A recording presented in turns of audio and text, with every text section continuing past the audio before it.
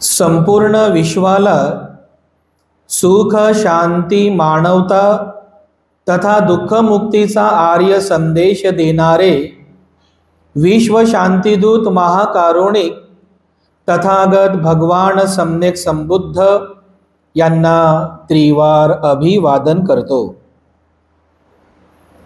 तथागतांनी समग्र मानवजातीच्या दुःखमुक्तीसाठी उपदेशिलेला महान सद्धम्म अर्थात बौद्ध धम्म तथा या सद्धम्माचा अविरतपणे प्रचार आणि प्रसार करणारा तथागतांद्वारा स्थापित सदा पूजनीय भिक्खू संघ, या पूजनीय भिक्खू संघाला त्रिवार अभिवादन करतो। ज्यांच्या अथांग अमर्याद त्याग प्रभावामुळे या भारतभूमीला बुद्धभूमीचे रूप पुन्हा एकदा प्राप्त झालं, असे बौद्ध धम्माचे पुनरुद्धारक, तुम्हा आम्हा सर्वांचे उद्धार करते प्रज्ञासूर्य बोधिसत्व डॉक्टर बाबासाहेब आंबेडकर यांच्या समग्र धम्मक्रांतीमध्ये जीवनाच्या शेवटच्या श्वासापर्यंत समर्पित राहू। आजच्या या मंगलमय प्रसंगी संघरत्न बुद्धविहार मयूर पार्क औरंगाबाद या ठिकाणी उपस्थित आपण सर्व धम्म उपासक, धम्म उपासिका, आपल्या सर्वांप्रती मी सर्वप्रथम अनंत मंगल कामना, मंगल आशीष अर्पण करतो आणि आजच्या या वर्षावासकालीन धम्म देसनेला सुरुवात करतो। उपस्थितांनो, भारतीय बौद्ध धम्माचा इतिहास, संस्कृती आणि वारसा या महत्त्वपूर्ण प्रवचन मालिकेच्या अंतर्गत बौद्ध धम्माचा इतिहास समजून घेण्याचा, जाणून घेण्याचा प्रयत्न या वर्षावास कालावधीमध्ये आपण करीत आहोत। आतापर्यंत या बौद्ध धम्माच्या इतिहास या प्रवचन मालिकेमध्ये इतिहासाशी संबंधित किंबहुना बौद्ध धम्माच्या इतिहासाशी संबंधित विविध मुद्द्यांवरती आपण प्रकाश टाकला, ते सर्व मुद्दे समजून घेण्याचा प्रयत्न केला। आजच्या धम्मदेसनेमध्ये सुद्धा आणखीन एका नवीन ऐतिहासिक मुद्दा घेऊन बौद्ध धम्माचा इतिहास समजून घेण्याचा आपण प्रयत्न करणार आहोत। आतापर्यंत विविध मुद्द्यांना आपण प्रकाश टाकलेला आहे। आजपासून पुन्हा एका नवीन विषयाला आपण सुरुवात करीत आहोत। हा विषय सुद्धा तेवढाच महत्त्वाचा आहे जेवढे आता अगोदरचे जेवढे विषय झाले, हा विषय सुद्धा तेवढाच महत्त्वाचा आहे। कारण यापूर्वी आपण भगवान बुद्धांच्या प्रत्यक्ष जीवनाचा इतिहास, स्थळांचा इतिहास, बौद्ध जे राजे होऊन गेले त्या राजांचा इतिहास, किंवा ज्या परिषदा झाल्या त्या परिषदांचा इतिहास, किंवा काल परवाच आपण जे काही धम्मदेसना संपन्न केल्या बौद्ध लेण्यांचा इतिहास, अशा विविध अंगाने आपण बौद्ध धम्माचा इतिहास समजून घेण्याचा, जाणून घेण्याचा आपण प्रयत्न केलेला आहे। आजच्या धम्मदेसनेमध्ये एक महत्त्वपूर्ण विषय, त्या विषयाला समजून घेण्याचा प्रयत्न आपण करणार आहोत। तो विषय आहे बुद्ध अस्थींचा इतिहास। बुद्ध अस्थींचा इतिहास यापूर्वी सुद्धा प्रवचनाच्या माध्यमातून थोडे काही महत्त्वपूर्ण बाबी या बुद्ध अस्थीच्या संदर्भामध्ये आपण ऐकलेल्या आहेत। पण आजच्या धम्मदेसनेमध्ये किंवा पुढील 1-2 भागांमध्ये या बुद्ध अस्थी म्हणजे काय, त्या बुद्ध अस्थींचं इतिहास काय, आणि आज या आधुनिक काळामध्ये या बुद्ध अस्थींचं काय महत्त्व आहे, अशा सर्वांग बाबीने बुद्ध अस्थींचा इतिहास आपण आजच्या धम्मदेसनेपासून पाहणार आहोत. तुम्ही आता बुद्ध असतील तर दर्शन केलं की नाही मला माहीत नाही, पण बऱ्याच ठिकाणी बुद्ध अस्थी आहेत आणि असा विश्वास पण आहे की त्या अस्थी ह्या बुद्धांच्याच आहे. अशा प्रकारचा शास्त्रज्ञांनी शोध पण लावला. बऱ्याच ठिकाणी अस्थी आपल्याला पाहायला पण मिळतात. आता ज्यांना हा पुण्य लाभ प्राप्त झाला, कदाचित तुम्ही असाल, तुम्ही कधीतरी एखाद्या ठिकाणी बुद्ध अस्थीचं दर्शन घेतलं असेल, या प्रत्यक्ष डोळ्याने त्या बुद्ध अस्थी तुम्ही बघितल्या असेल. अगदी 1-2 फुटात 3 फुटाच्या अंतरावर त्या बुद्ध अस्थीला तुम्ही हात जोडले असेल, हा तुमचा पुण्य लाभ आहे. पण या सोबत या बुद्ध अस्थींचा एक साधंत इतिहास, प्रेरणादायी इतिहास सुद्धा आहे. म्हणजे आजपासून जवळपास 2600 वर्षां अगोदर भगवान बुद्ध होऊन गेले. बरोबर आहे. आजपासून 2600 वर्षां अगोदर भगवान बुद्धांचं महापरिनिर्वाण झालं आणि तेव्हापासून आजपर्यंत आपण पाहतो की या बुद्ध अस्थींचा प्रवास झालेला आहे. 2600 वर्षांचा ऐतिहासिक प्रवास या बुद्ध अस्थींनी केलेला आहे.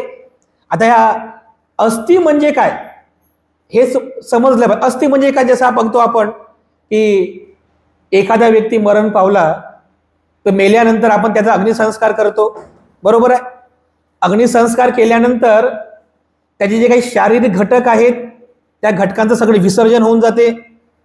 दुसऱ्या किंवा तिसऱ्या दिवशी आपण पुन्हा त्या ठिकाणी जातो, त्या स्मशानभूमीमध्ये.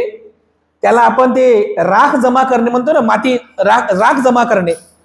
ती आपण राख जमा करतो. म्हणजे काय जमा करतो आपण? त्या मृत पावलेल्या व्यक्तीचे शारीरिक धातू, हे जे शरीर आहे की जे कधी पाण्यामध्ये मिक्स होत नाहीत, जे कधी हवेमध्ये जात नाहीत, ते केवळ म्हणजे त्याचा भुसा होतो. अशा प्रकारचे दात असतील, केस असतील, हे नख असतील किंवा आतमधली ते हड्डी असतील, हे जे असतात हे फक्त यांचा भुसा होतो अग्नीमध्ये. तर आपण जेव्हा दुसऱ्या किंवा तिसऱ्या दिवशी जातो तर ते जळालेले लाकूड सगळं बाजूला करून त्याच्यामध्ये जे काही हड्ड्या आहेत, जळालेल्या हड्ड्या किंवा नख, केस, हे धातू आहेत, हे सगळे आपण तिथं जमा करतो आणि अस्थी विसर्जन आपण त्याचं करत असतो. म्हणजे अस्थी म्हणजे काय, तर शरीराचे धातू. समजलं? आपल्या या शरीराचा अग्निसंस्कार केल्यानंतर जे काही उरते, ज्याला आपण अस्थी असं म्हणतो, याच बुद्धांच्या अस्थी. म्हणजे कोणाच्या? भगवान बुद्धांचे शरीराचे धातू. त्याला धातू शब्द वापरलेला आहे. म्हणजे जर धातू शब्द आला तर असं, धातू जर कोणी म्हटलं धातू शब्द, तर असं अचंबित होऊ नका. धातू याचा अर्थ होतो भगवान बुद्धांचे शरीराचे अवशेष, भगवान बुद्धांच्या शरीराचे अस्थी. धातू ज्याला असं म्हटलेलं आहे, तर यालाच बुद्ध अस्थी असं म्हणतात. तर हा बुद्ध अस्थीचा इतिहास कधीपासून सुरू झाला? आपण महापरिनिर्वाणाचा इतिहास पण बघितला मागच्या काही प्रवचनामध्ये.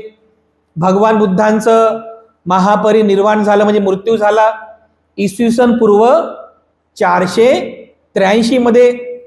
जेव्हा भगवान बुद्धांनी आपला शेवटचा वर्षावास वैशालीमध्ये संपन्न केला, त्यानंतर काही काळ भगवान बुद्ध त्याच वैशालीमध्ये विहार करत होते आणि फेब्रुवारी महिन्याची जी माघ पौर्णिमा येते, त्या माघ पौर्णिमेला भगवान बुद्ध त्या वैशालीच्या महावन कुटागार शालामध्ये घोषणा करतात की आजपासून 3 महिन्यांच्या नंतर तथागतांचे महापरिनिर्वाण होईल.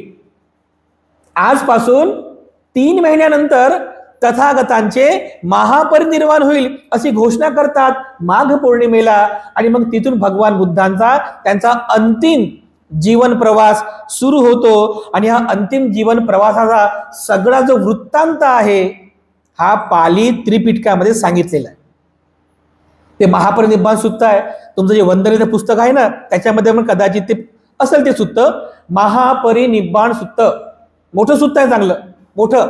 दीघनिकामध्ये 16वं सुत्त आहे ते. या महापरिनिर्वाण सुत्तामध्ये भगवान बुद्धांचा जो काही अंतिम जीवन प्रवास आहे, त्या अंतिम जीवन प्रवासाचा वृत्तांत या महापरिनिर्वाण सूत्रात वाचायला मिळतो.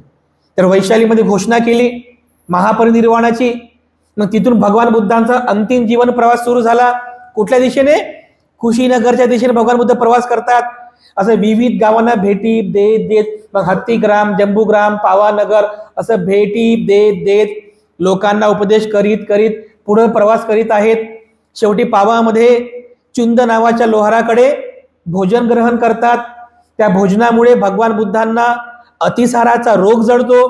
म्हणजे त्यांचं शरीर आणखीनच खालावून जाते. एकतर 80 वर्षांचं वय, पुन्हा म्हातारपण सुद्धा आलेलं आहे, आणि त्या अतिसारामुळं, त्या आजारामुळं आणखीनच शरीर एकदम व्यथित झालेलं आहे, शरीर एकदम कमजोर झालेलं आहे. अशाही अवस्थेमध्ये भगवान बुद्ध भिक्खू संघासोबत कुशीनगरपर्यंत पायीच प्रवास करतात. आणि कुशीनगरमध्ये त्या मल्लांच्या, म्हणजे कुशीनगरचे जे लोक असतात त्यांना म्हणायचे मल्ल, त्या मल्लांच्या शालवनामध्ये भगवान बुद्ध 2 शाल वृक्षाच्या मध्ये विहार, म्हणजे विश्रांती घेत असताना 2 शाल वृक्षाच्या मध्ये इसवी सन पूर्व 483, म्हणजे ती रात्र वैशाख पौर्णिमेची होती. त्या वैशाख पौर्णिमेच्या रात्रीच्या 3ऱ्या प्रहरामध्ये भगवान बुद्धांचं महापरिनिर्वाण झालं. तर असा एक साधारणतः इतिहास आहे, एकदम प्रेरणादायी इतिहास आहे भगवान बुद्धांच्या महापरिनिर्वाणाचा. हा सगळा इतिहास महापरिनिर्वाण सूत्रात सांगितलेला आहे. जेव्हा भगवान बुद्ध त्या कुशीनगरमध्ये येतात, त्या मल्लांच्या शालवनामध्ये वैशाख पौर्णिमेची रात्र आहे, त्या रात्रीला बुद्धांचं महापरिनिर्वाण होणारच आहे. त्या 2 शाल वृक्षाच्या मध्ये भगवान बुद्ध बसलेले आहेत, विहार करीत आहेत.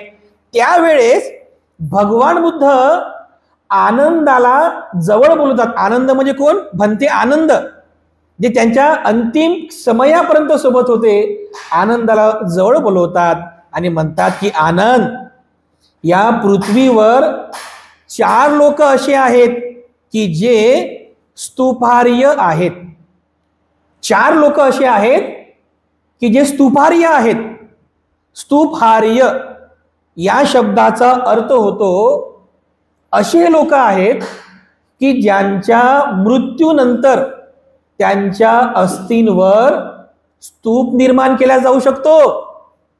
कारण स्तूप जे निर्माण केले जातात त्याचे कोणत्या सामान्य व्यक्तीच्या अस्थींवर निर्माण केले जात नाही.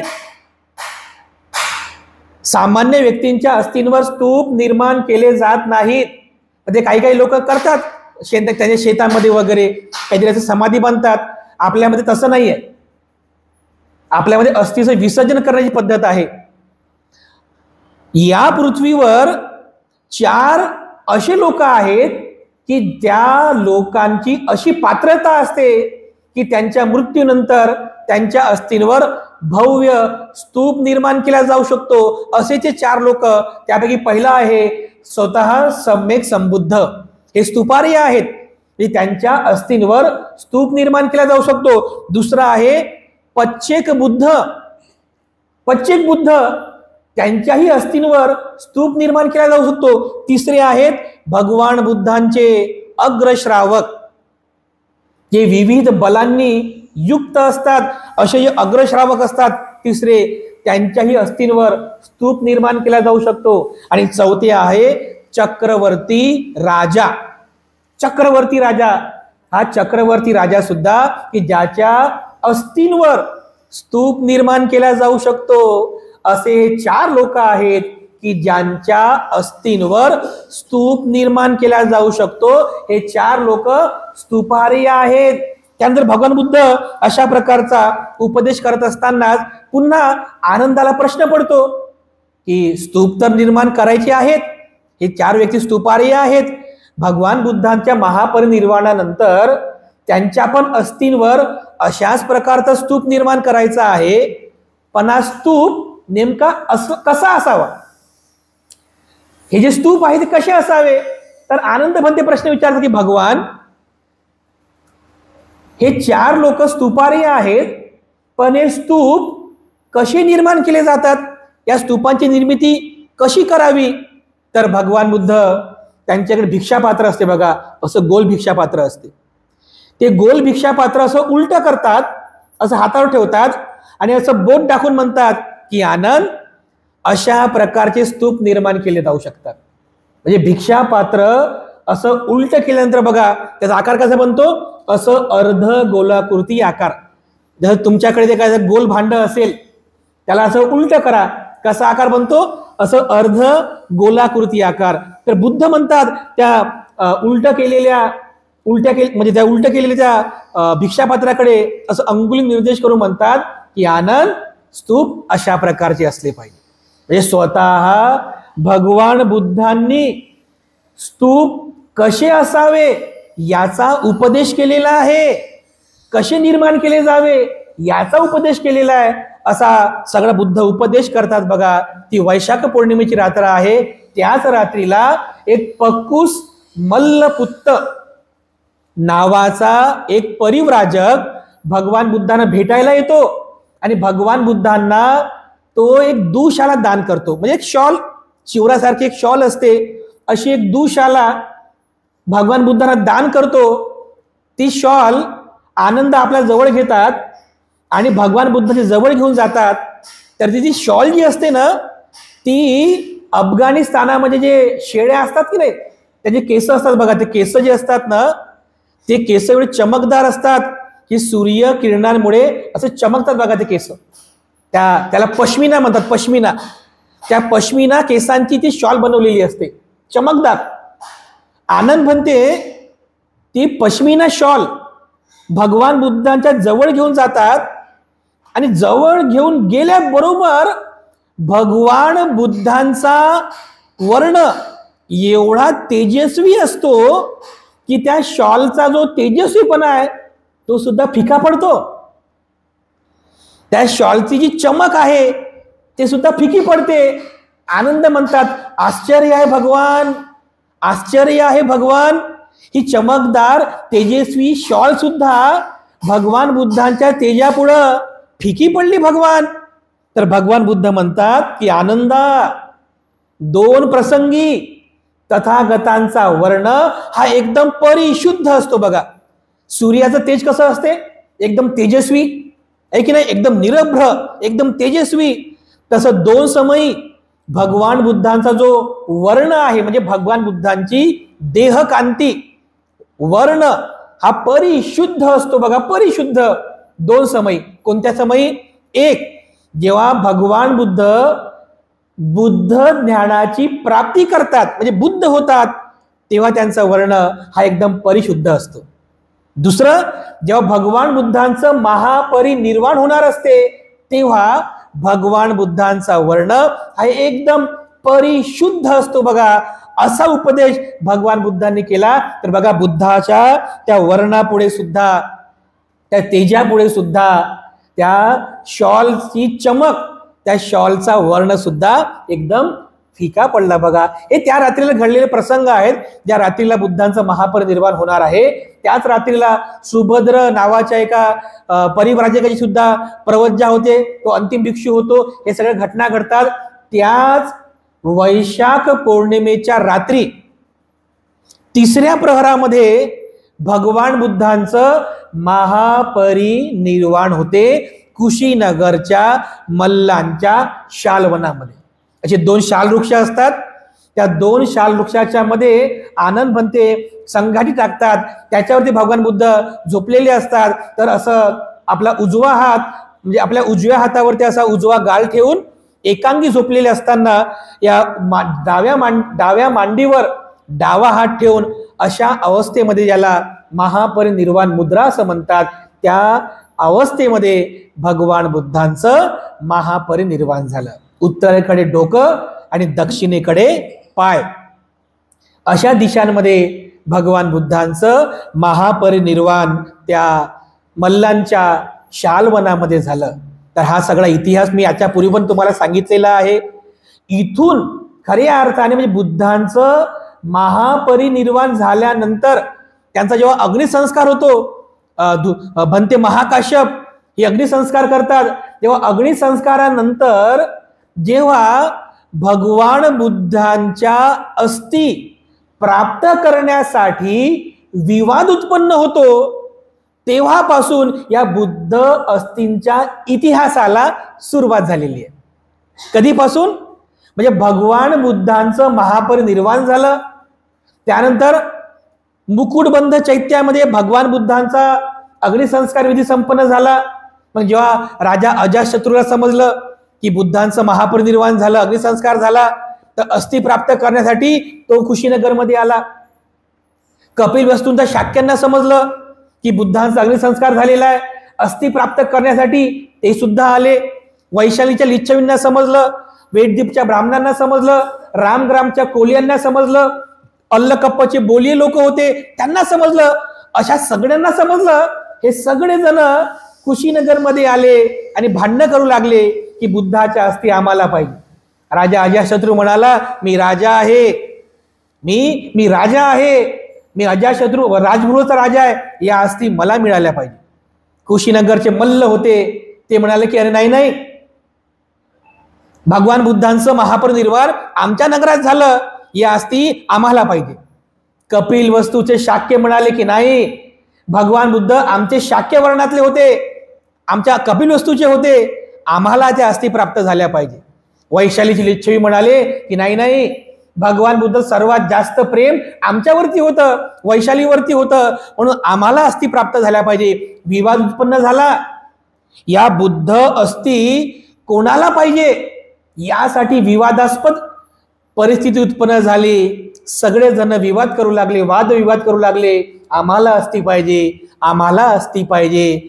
असा जेव्हा वाद उत्पन्न झाला तर द्रोण नावाचा एक ब्राह्मण पुढे आला. कोण? द्रोण नावाचा एक ब्राह्मण पुढे आला आणि त्याने सर्वांना थांबवलं. थांबा, विवाद करू नका. ज्या महामानवाने, ज्या महाकारुणिक तथागताने शांतीचा उपदेश केला, त्यांच्याच अस्थींसाठी असं अशांती पसरवणं हे चांगलं नाहीये. लोक हो, थांबा, विवाद करू नका. त्याने सर्वांना शांत केलं, सर्वांना समजावून सांगितलं आणि सर्वांच्या विनंतीवरून त्या द्रोण ब्राह्मणाने त्या बुद्ध अस्थींचे समान 8 भाग केले. किती? समान 8 भाग केले, जेणेकरून ज्यांना ज्यांना अस्थी पाहिजे सर्वांना अस्थी भाग प्राप्त व्हावा, बुद्धांच्या अस्थी भाग प्राप्त व्हावा, विवाद उत्पन्न होणे, अशांती उत्पन्न होणे, याकरिता त्या द्रोण ब्राह्मणाने एक भिक्षापात्र घेतलं आणि त्या भिक्षापात्राच्या साह्याने त्या बुद्ध अस्थींचे समान 8 भाग करण्यात आले. आणि ज्यांना ज्यांना या बुद्ध अस्थी प्राप्त झाल्या त्या सर्वांनी या बुद्ध अस्थी तेवढ्या श्रद्धेने, तेवढ्याच सन्मानपूर्वक त्यांच्या त्यांच्या नगरात घेऊन गेले आणि तिथे भव्य असे बुद्ध अस्थी स्तूपांची निर्मिती केली. असे 8 लोक होते. त्यापैकी पहिला होता राजगृहचा राजा अजातशत्रू. बुद्ध अस्थी याला प्राप्त, एक भाग याला प्राप्त झाला. त्यानंतर कपिल वस्तूचे शाक्य एक भाग यांना प्राप्त झाला. वैशालीचे लिच्छवी यांना एक भाग प्राप्त झाला. त्यानंतर कुशीनगर आणि पावाचे मल्ल यांना पण एक एक भाग प्राप्त झाला. वेददीपचे ब्राह्मण लोक यांना एक भाग प्राप्त झाला. अल्लकप्पचे बोलीय लोक यांना एक भाग प्राप्त झाला. आणि 8वा भाग होता रामग्रामचे कोलीय लोक, जे नागवंशी लोक होते. रामग्रामच्या कोलियांना सुद्धा बुद्ध अस्थींचा एक भाग प्राप्त झाला. अशा या 8 लोकांमध्ये बुद्ध अस्थी समान स्वरूपामध्ये विभाजित करण्यात आल्या. त्यानंतर तो द्रोण ब्राह्मण म्हणाला की माझी एक विनंती आहे की या पात्राने मी बुद्ध अस्थींचे समान 8 भाग केले, तर माझी पण श्रद्धा आहे, तर माझी विनंती आहे की हे जे कुंभ आहे, कुंभ म्हणजे ते पात्र, कुंभ म्हणजे पात्र, हा जो कुंभ आहे अस्थि कुंभ, हा अस्थि कुंभ मी माझ्या जवळ ठेवतो. मी सुद्धा माझ्या नगरामध्ये जाऊन या कुंभावर हा जो अस्थिकुंभ आहे, या कुंभावर मी सुद्धा स्तूपाची निर्मिती करेल, तर माझी विनंती आहे. तर ते सगळेजण होते, तर म्हणले ठीक आहे, हा कुंभ तुला पाहिजे तर हा कुंभ तू तुझ्या जवळ ठेव. तर अशा प्रकारे भगवान बुद्धांच्या अस्थी 8 भागात विभाजित झाल्या. ज्या कुंभाने अस्थींचं वाटप झालं तो कुंभ त्या द्रोण ब्राह्मणाने स्वतः जवळ ठेवला. आणि पिपली वन गावचे मौर्य लोक सुद्धा आले, पण उशिरा आले. त्यांना बुद्ध अस्थी काही प्राप्त झाल्या नाही, तर त्यांनी फक्त त्या बुद्धाची जी राख होती, राख लाकडाची वगैरे राख असते ना, फक्त त्यांनी ती राखच मिळाली. त्यांनी ती राख जमा केली, ती राखच ते परत घेऊन गेले. तर अशा प्रकारे बुद्ध अस्थींवर पहिल्यांदा या पृथ्वीवर 8 स्तूपांची निर्मिती झाली. किती? 8 स्तूपांची निर्मिती झाली. यांना बुद्ध अस्थी स्तूप असं म्हणतात. आणि आणखीन एक 9व्या क्रमांकाचा स्तूप निर्माण केला तो द्रोण ब्राह्मण, ज्याने म्हणजे तो कुंभ जो आहे तो कुंभ स्वतःजवळ ठेवला. त्या कुंभावर सुद्धा त्याने स्तूप निर्माण केला. तर अशा प्रकारे अगदी सुरुवातीला सर्वप्रथम 8 अस्थि स्तूप निर्माण झाले आणि एक कुंभ स्तूप निर्माण झाला. या पृथ्वीवर पहिल्यांदा झाला. बघा, अशा प्रकारचे हे स्तूप निर्माण करण्याची परंपरा बुद्ध काळापासूनच सुरू झालेली आहे. बघा, हे जे 8 स्तूप निर्माण झाले, या 8 स्तूपांपैकी काही स्तूप आजही भारतामध्ये आहेत. आता कोणते कोणते स्तूप आहेत त्या स्तूपांचा इतिहास मी तुम्हाला उद्याच्या धम्मदेशमध्ये सांगणारच आहे. इथे फक्त या बुद्ध अस्थींच्या इतिहासाची सुरुवात कशी झाली, म्हणजे ज्याप्रमाणे बुद्धांनी सांगितलं की बुद्ध अस्थींवर स्तूप निर्माण केला जावा. ते स्तूप कसे निर्माण केले जातात मी अगोदर पण तुम्हाला सांगितलेलं आहे. अगोदर असं गोल असं सर्कल केलं जातं, सर्कल गोल राऊंड. त्यानंतर त्याच्यावरती विटांचं बांधकाम केलं जातं. असं असं निमुळतं करत करत असं गोल असं निमुळतं करत करत जायचं. जवळपास 60 ते 70% बांधकाम झालं की वरचा जो स्पेस असतो त्याच्या स्पेसमध्ये एक खोली तयार करायची, एक रूम तयार करायची. आणि त्या रूम मध्ये मग एका मातीच्या कलशामध्ये भगवान बुद्धांच्या अस्थी ठेवायच्या. ते मातीचा कलश कपड्याने बांधायचा किंवा मातीची प्लेट ठेवायची, तो कलश त्या रूम मध्ये ठेवायचा. त्यानंतर दुसऱ्या एखाद्या कलशामध्ये त्या काळात जे काही सुवर्ण नाणे होते, जे काही चांदी सोनं नाणं जडी जवाहरात जे काही असं काशारपण वगैरे त्या काळातले किंवा राजा लोकांचे स्टॅम्प असलेले जे शिक्के, हे सगळं काही एका दुसऱ्या माठात ठेवायचं. त्यानंतर त्या माठावरती लिहायचं तथागतांच्या बुद्ध अस्थी, ज्या या लोकांना प्राप्त झालेल्या बुद्धांच्या अस्थी असं लिहायचं ब्राह्मी लिपीमध्ये. आणि ते दोन्ही कलश त्या स्पेसमध्ये ठेवायचे. वरून एक प्लेट लावायची आणि उर्वरित बांधकाम आहे त्याला परिपूर्ण करायचं. अशा प्रकारचे बुद्ध अस्थि स्तूप या भारतामध्ये निर्माण झाले पहिल्यांदा. ही परंपरा आहे स्तूप निर्माण करायची. ही बौद्ध धर्माची स्तूप निर्माण करण्याची परंपरा आहे. आणि हे स्तूप यासाठी पूजनीय आहेत, हे जे स्तूप आहेत यासाठी पूजनीय आहेत कारण या स्तूपांमध्ये बुद्धांच्या अस्थी आहेत. आम्ही जे बुद्ध गयाला जातो, बुद्ध गया टूर मध्ये वैशालीमध्ये बुद्धांचा एक स्तूप सापडलेला आहे. कपिलवस्तूमध्ये बुद्धांचा एक स्तूप सापडलेला आहे, त्या काळात निर्माण झालेला.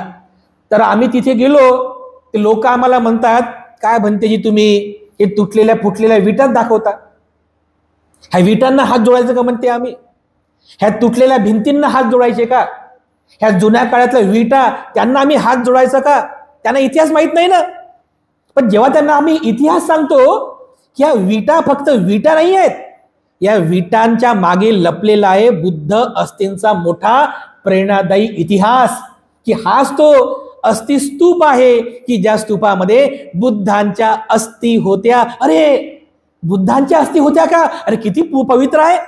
लगेच लोकांचे हात जोडतात. का बरं? कारण त्या फक्त विटा नाही आहेत, त्या तुटलेल्या फुटलेल्या फक्त विटा नाही आहेत, त्या विटा ह्या पवित्र आहेत. कारण बुद्ध अस्थी त्या स्तूपामध्ये होत्या. असे अनेक स्तूप आजही भारतात सापडलेले आहेत.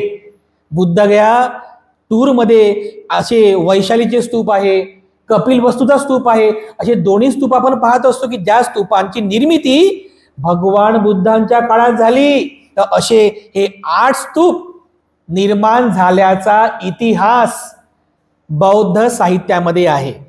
पण जर याचा आणखीन जर तुम्ही डीप अभ्यास केला, आणखीन थोडा डीप अभ्यास केला, तर भगवान बुद्धांच्या अस्थींवर एकूण 13 स्तूपांची निर्मिती झाली होती. हे बऱ्याचशा लोकांना माहित नाहीये. भगवान बुद्धांच्या अस्थींवर पहिल्यांदाच 13 स्तूपांची निर्मिती झाली. आणि हे स्वतः तुम्ही पण म्हणता, रोज बुद्ध वंदनेमध्ये म्हणता, तुम्ही बुद्ध पूजा करता, तुम्ही सकाळी रोज बुद्ध पूजेमध्ये तुम्ही या 13 स्तूपांना मी वंदन करतो.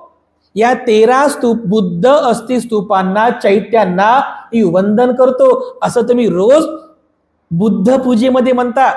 पण कसं आहे, आपल्याकडे फक्त बुद्ध पूजा पाठ झाली, पण त्याचा मराठीमध्ये अर्थ काय आपण कधी वाचलाच नाही.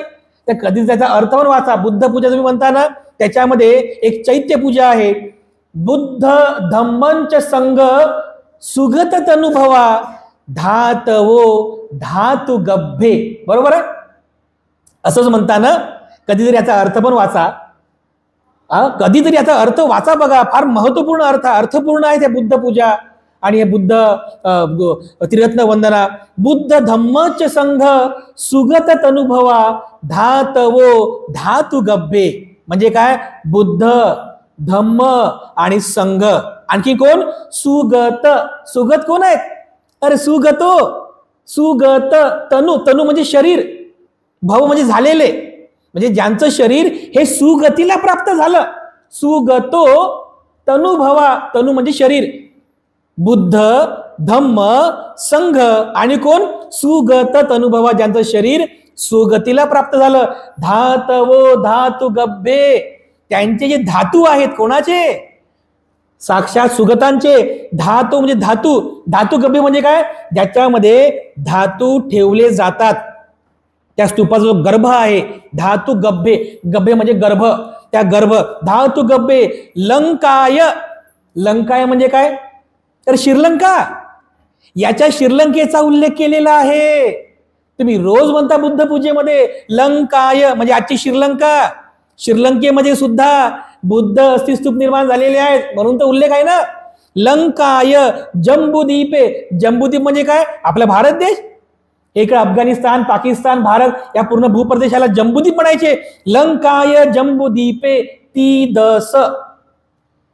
ती म्हणजे 3, दस म्हणजे 10. किती झाले, 13. तुम्ही रोज म्हणता. ती दस पुरवरे म्हणजे श्रीलंकेमध्ये, जम्बूद्वीपामध्ये या 13 ठिकाणी जे स्तूप निर्माण झालेले आहेत, असं तुम्ही म्हणता. 13 ठिकाणी. ती दस पुरवरे नाग लोकेच्या धूपे. नाग लोकांसहित 13 ठिकाणी म्हणजे भारतामध्ये, जम्बूद्वीपामध्ये, श्रीलंकेमध्ये आणि नाग लोकांसहित असे ती दस 13 ठिकाणी हे बुद्ध अस्थिस्तूप निर्माण झालेले आहे. सब्बे बुद्धस्स बिंबे. हे सगळे बुद्धांचे बिंब आहेत. बिंब म्हणजे प्रतिबिंब, म्हणजे बुद्धांचे प्रतीक आहेत. सब्बे बुद्धस्स बिंबे सकल दस दिसे. दस दिसे 10 दिशांना. कोणती, पूर्व, पश्चिम, उत्तर, दक्षिण, आग्नेय, वायव्य, ईशान्य, नैऋत्य. वरची दिशा म्हणजे देवतांची दिशा, खालची दिशा नागलोकांची दिशा.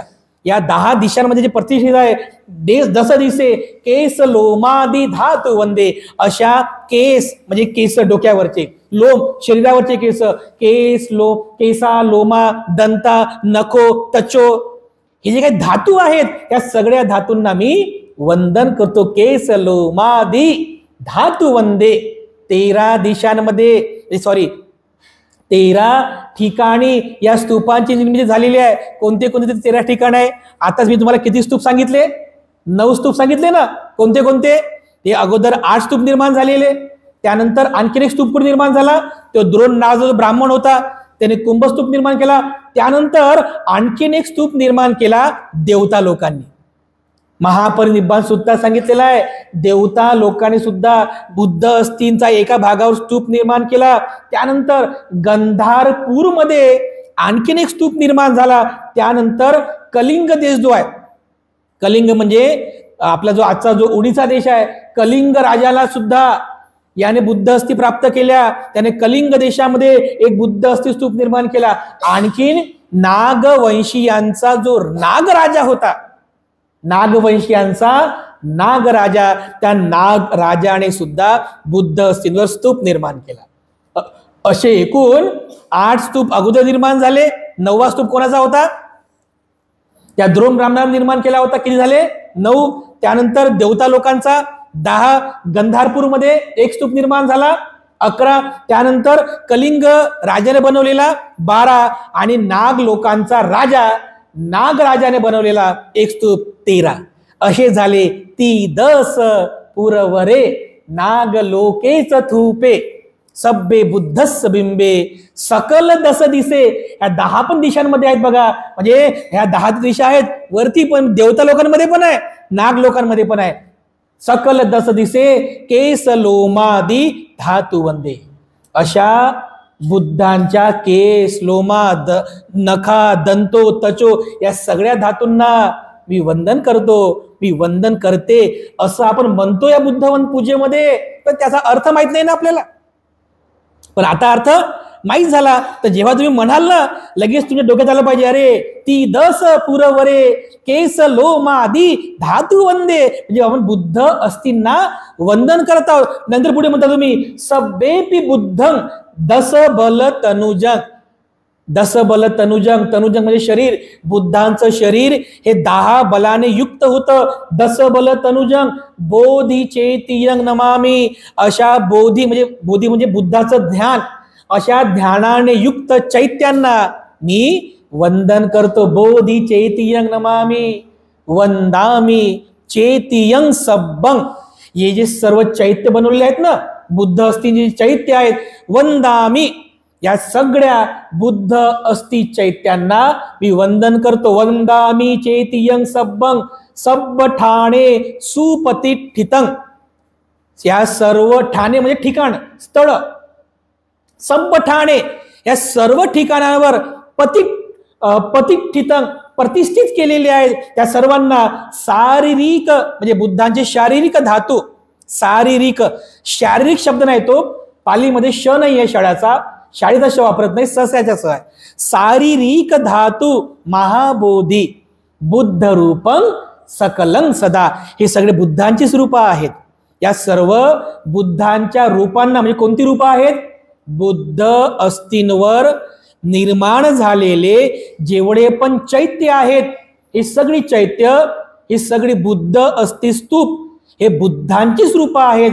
बुद्धांची रूपं आहेत. बुद्ध रूपं सकलं सदा. या सगळ्या बुद्ध रूपांना मी वंदन करतो.